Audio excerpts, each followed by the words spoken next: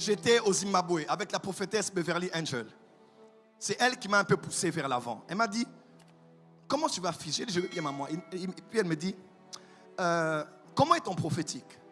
Parce que les Zimbabwéens, quand ils disent prophétique, c'est voir. J'ai dit, bon, je vois, hein, des fois je dois me concentrer, je dois prier, puis quand ça vient, ça vient. Elle dit non. Et elle m'a dit,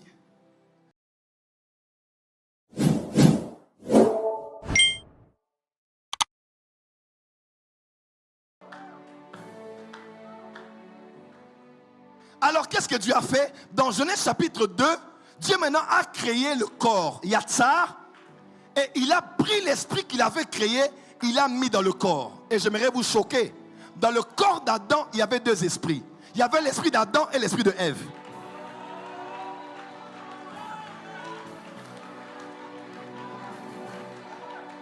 Ah? Ah? Quand Dieu donnait les commandements, il ne donnait pas à la femme, il donnait à l'homme. L'homme entendait Dieu avec l'oreille, mais la femme qui était dedans entendait Dieu de dedans.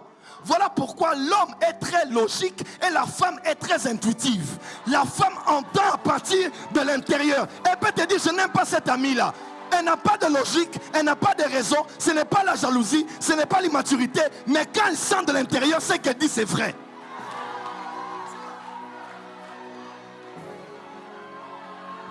Et Dieu a tiré une côte parce qu'il est prouvé dans la spiritualité que l'esprit réside dans les eaux. Où était l'esprit d'Élisée? L'esprit d'Élisée n'était pas au ciel. L'esprit d'Élisée n'était pas sous terre. L'esprit d'Élisée était dans les...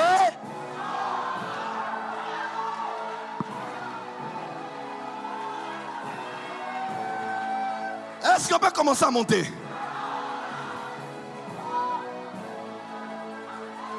Est-ce qu'on peut commencer à monter? Dis à ton voisin, l'esprit est attaché aux eaux.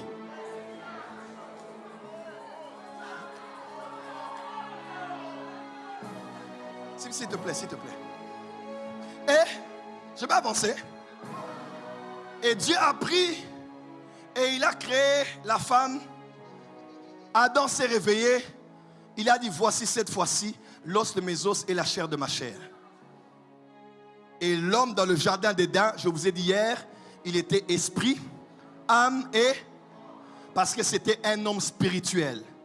Et l'esprit qu'il avait, il avait eu dans Genèse 1. C'est ce que l'homme était au commencement. Et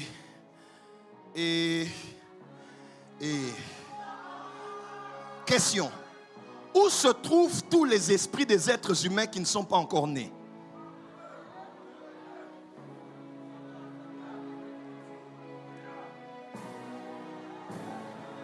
Je ne parle pas de ceux qui sont morts ou de ceux qui sont sur terre. Je parle de tous les esprits des êtres humains, mais qui ne sont pas encore nés. Ils sont où? Bon, là où ils sont là, c'est là où ils sont jusqu'à aujourd'hui. Je vais avancer. Plusieurs prophètes que je connais, comme moi aussi un peu par la grâce de Dieu, nous avons visité le ciel. Et nous avons réalisé qu'au ciel, il y a différents compartiments de là où on met les esprits des êtres humains. Il y a des lieux où on met les esprits des leaders, des rois. On appelle ça le lieu des rois, les esprits des rois. Tu vas voir, quand on prend cet esprit, on l'envoie dans une famille. L'enfant naît. L'enfant est encore petit, mais il aime diriger. Il n'a pris aucun cours de leadership. Il n'a jamais vu quelqu'un donner beaucoup d'ordres pour retenir cela. Mais quand l'enfant là vient, il ne connaît pas beaucoup de choses, mais tout le monde gravite autour de lui comme la terre gravite autour du soleil. Tu sais quoi, cet enfant-là, son esprit qu'il a, il a reçu cet esprit à partir des appartements où on a placé les rois. Tôt ou tard, le destin, les anges, les esprits vont organiser pour que le parcours de cet enfant l'amène petit à petit dans les lieux de gouvernement, dans les études de pouvoir, et tôt ou tard, sans que vous ne compreniez, il va arriver quelque part à diriger. Vous avez déjà remarqué ça? Et ce sont ces genres d'enfants où on a envoûté tel enfant, mais lui a un esprit macasse. Comment les sorciers peuvent dire que cet enfant a un esprit différent des autres? Ce n'est pas une habilité qu'il a, ce n'est pas un ange qu'il a, mais c'est la composition de son esprit qui vient de voilà, la configuration de son esprit qui a été faite depuis là-bas.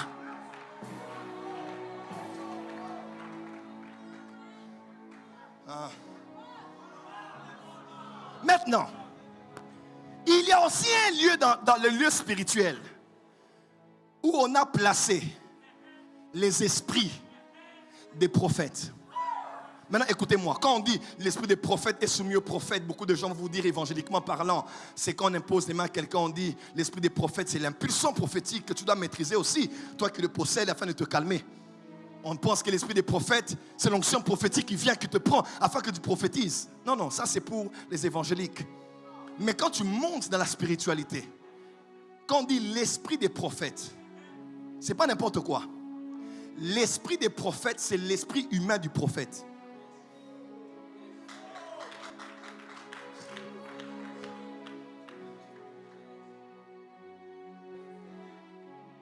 Quand Dieu veut envoyer un prophète sur la terre, il prend l'esprit du prophète, configuré à entendre Dieu, paramétré à voir des choses, paramétré à entrer en contact avec l'invisible. Dieu prend cet esprit-là, il le fait naître dans une famille. C'est là maintenant que tu vas voir un enfant à 4 ans, 5 ans, 6 ans, l'enfant commence à dire des choses qui arrivent. Il n'a pas le Saint-Esprit. Son esprit n'est pas régénéré. Il n'est pas sauvé. Il n'a pas l'éternité. Mais un petit enfant, 10 ans, 5 ans, 12 ans, il dit des choses qui arrivent. Il peut même ne pas être du milieu chrétien. Il peut être au village, il peut être en Asie, en Amérique. Mais quand cet enfant parle, on dit cet enfant est bizarre. Et on les traite des sorciers. On dit cet enfant mangeait la sorcellerie. Comment il n'a pas reçu le don de l'église, mais il voit. Comment il n'a pas eu le don de l'église, mais il entend. Comment il n'a pas eu le don du Dieu de l'église, mais il peut prophétiser et ça arrive. C'est avec quel esprit qu'il le dit? C'est le Dieu créateur qui a pris cet esprit et qui l'a mis dans le corps de l'homme. Voilà pourquoi Dieu a dit à Jérémie, calme-toi. Lorsque tu connais le verset? Tu connais le verset par cœur? Qui connaît le verset par cœur? Lorsque. Viens.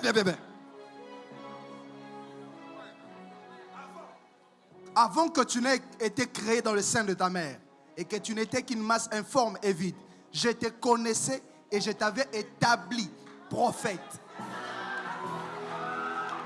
Différemment de tous les autres ministères, un prophète ne devient pas prophète.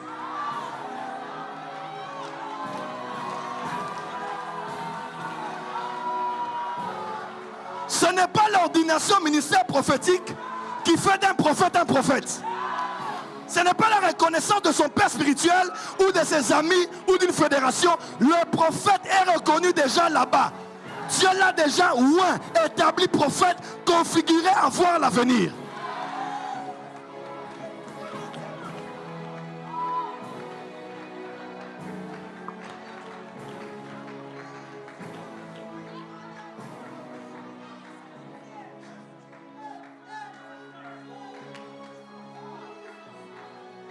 Aïe, aïe, aïe. Dis à ton voisin, un prophète n'est prophète. Voilà pourquoi quand quelqu'un est prophète et qu'il veut savoir s'il est prophète, il n'est pas prophète. Bon, confirmation dans sa prophète. Priez pour que Dieu me dise que je suis prophète. Si tu vois quelqu'un poser ces questions, il n'est pas prophète. Parce qu'un prophète, il ne sait pas t'expliquer. Mais à l'intérieur de lui, il sait.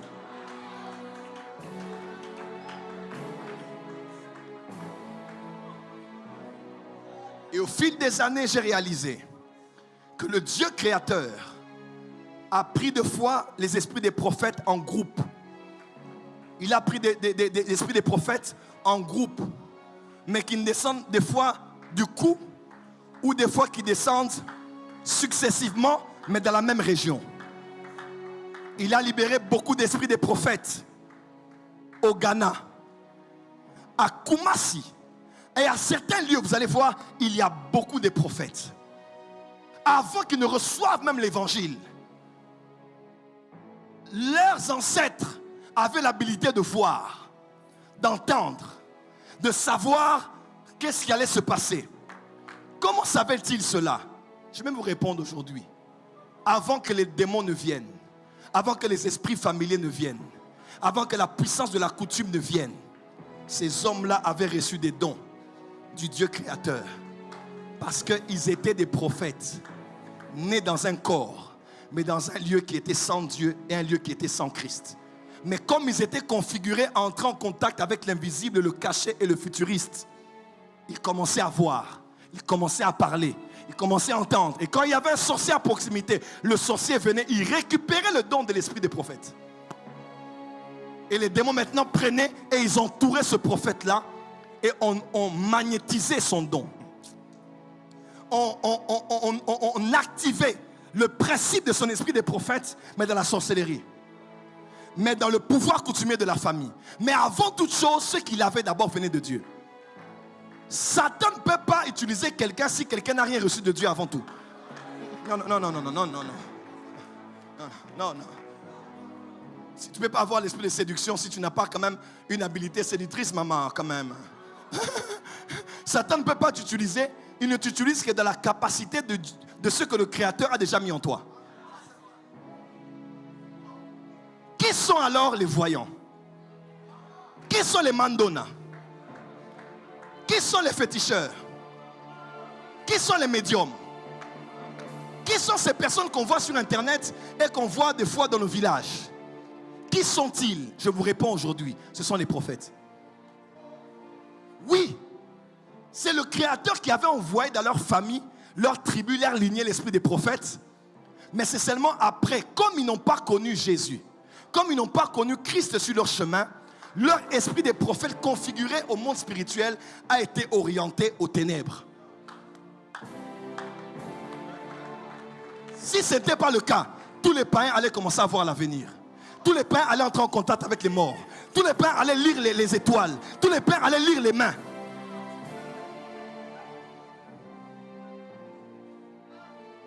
Voilà pourquoi j'aimerais dire haut et fort. Si tu es prophète, tu ne vois pas, tu n'entends pas. Tu n'es pas prophète. Oui, au Kossi. Au moins, je suis prophète seulement pour seulement exhorter les gens. Non. L'esprit d'un prophète est configuré à entendre Dieu et voir quand il veut.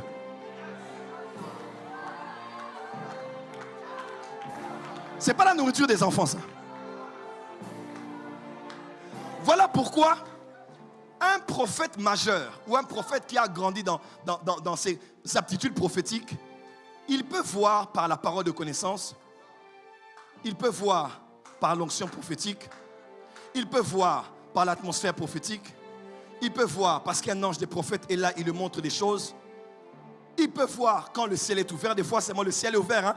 Toi, homme de Dieu, tu es déconnecté, mais le ciel est tellement ouvert, la louange est forte, et puis paf, tu entres là-bas et puis ça s'ouvre. Mais quand toutes les voies sont fermées, quand au nord, au sud, à l'est, à l'ouest, en haut et en bas, tout est fermé, un prophète qui connaît son travail peut utiliser son esprit des prophètes. Et le prophète Joël Francis est l'un d'entre eux. Voilà pourquoi dans toutes mes prophéties, 3 quarts je dis, dans mon esprit je vois.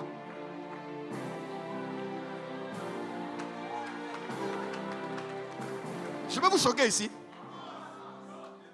Je vais vous choquer ici. C'est grave ce que je vais dire ici. Comment Adam a su que Ève était sa femme?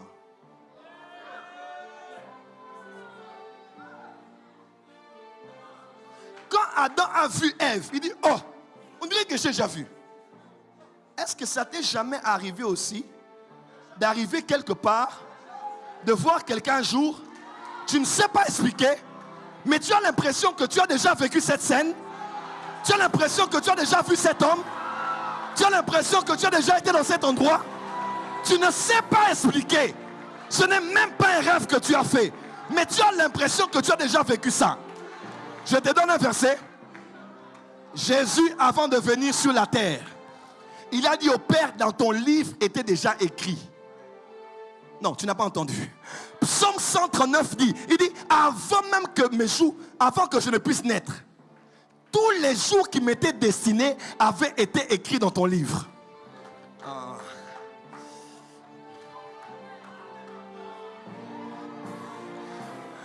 Lorsqu'on veut t'envoyer El Sabeleke en mission à Dubaï, le patron t'appelle au bureau. À part ce qu'on appelle le quoi? Le frais de mission. À part les billets, tout ce qu'il faut, on te donne l'ordre de mission. Ce que je veux dire est grave. Ce que je veux dire est grave. En tout cas, théologien, pardonnez-moi, ce que je veux dire est grave. Je peux aller? Encourage-moi pour que j'y aille. Encourage-moi pour que j'y aille. Encourage-moi pour que j'y aille.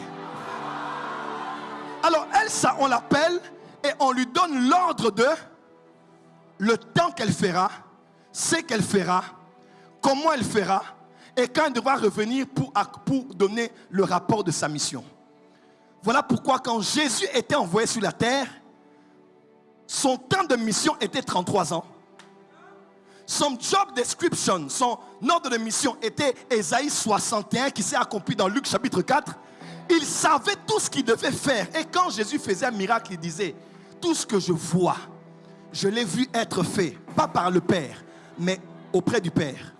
Ça veut dire quand il était chez le Père, il l'avait déjà vu. Il avait déjà su tout ce qu'il devait faire quand il allait venir sur la terre, parce que c'est auprès du patron qu'on a l'ordre de mission. Avant que tu ne naisses, tu as été avec Dieu. Il t'a dit tout ce que tu allais vivre. Il t'a fait vivre tout ce que tu allais vivre. Mais quand il t'envoie sur la terre, tu oublies ça. Ça quitte ta mémoire, mais c'est entré dans ton esprit.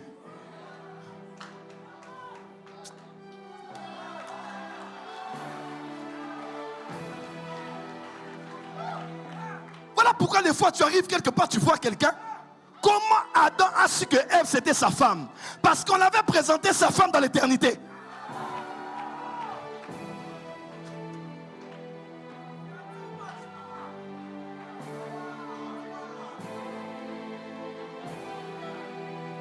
Le quota des prophéties que je donnerai sur la terre est déjà enregistré en moi.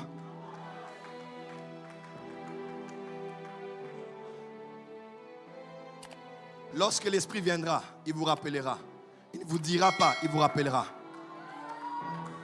Le Saint-Esprit de la Pentecôte, quand il vient, il te rappelle non seulement ce que Jésus t'a dit quand il t'a enseigné, mais il te dit ce que Jésus, le Père éternel, t'avait dit dans l'éternité.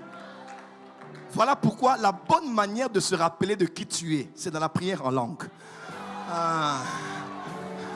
Parce que la prière en langue, c'est la prière en esprit. Pourquoi? Parce que l'esprit de l'homme est la lampe de l'Éternel et elle va jusqu'aux profondeurs de son être. Il y a des choses que tu connais en toi qui sont en toi. Mais tu ne sais pas ça dans ta mémoire, tu ne sais pas ça dans ta tête. C'est en toi. Voilà pourquoi quand tu vois des pauvres, tu sens un fardeau en toi. Quand tu vois des paralytiques, quelqu'un peut voir un paralytique, ça ne fait rien. Mais toi, quand tu regardes, tu sens qu'il y a quelque chose qui te dérange. C'est parce que tu n'as pas les mots à placer à ce que tu sens. Mais il y a comme une connexion entre ce devant quoi tu es exposé et quelque chose qui est déjà en toi. Mais tu ne sais pas quand tu l'as eu. Tu sais quand? Dans le Olam. Dans l'éternité. Voilà pourquoi quelqu'un posait la question, comment tu sauras que cette-ci c'est la femme de ta vie? Quand c'est ta femme, tu sauras. Comment tu seras l'homme de ta vie? Quand c'est ton homme, tu le sauras.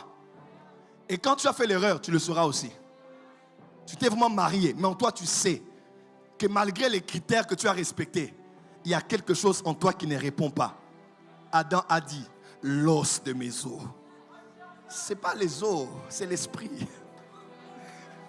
C'est à l'intérieur de moi que j'ai senti une connexion intérieure et une connexion extérieure. Là où Dieu ne te veut pas, tu sentiras toi-même. On ne te prophétisera pas. Tout peut être bien, mais en toi, tu sentiras seulement que ce n'est pas ta place. Bienvenue à l'école des prophètes. Oui, ça, c'est l'école des prophètes.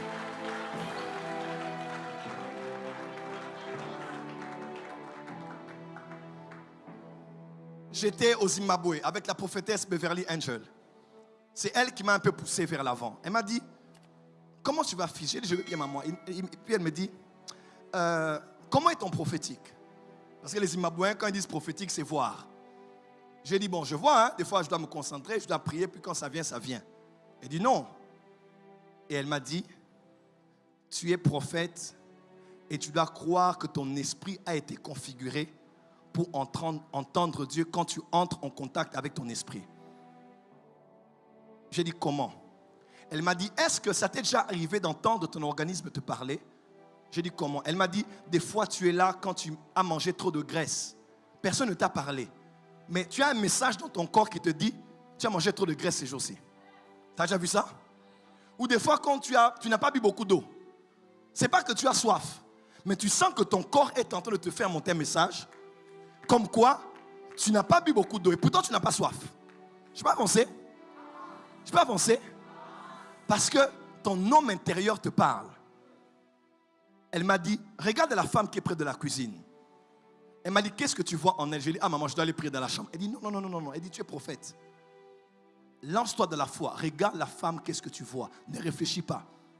Quand je voulais réfléchir, elle m'a dit non. Elle m'a dit, tu dois savoir ceci. Dans le prophétique, il y a ce qu'on appelle la loi de la première mention. Ou la loi du premier poisson. Oui. Jésus a dit à Pierre, va dans la mer et jette le filet. Jette l'hameçon.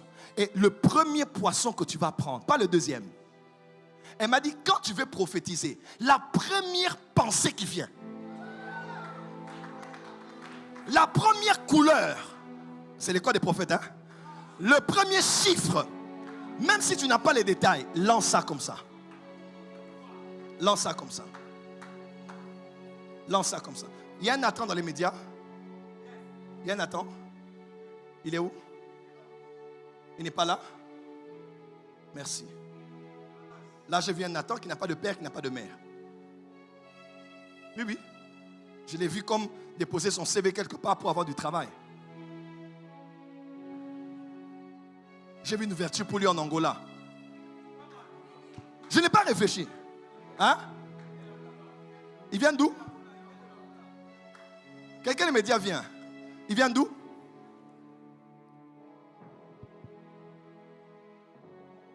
Ok, quand je suis là, je vois une chaise vide dans mon esprit. Pasteur Jenny est là? La femme? Elle n'est pas là? Faiza? Elle n'est pas là? Ok, vous allez donner ce message. On appelle ça la loi du premier poisson. Dis à ton voisin la loi du premier poisson.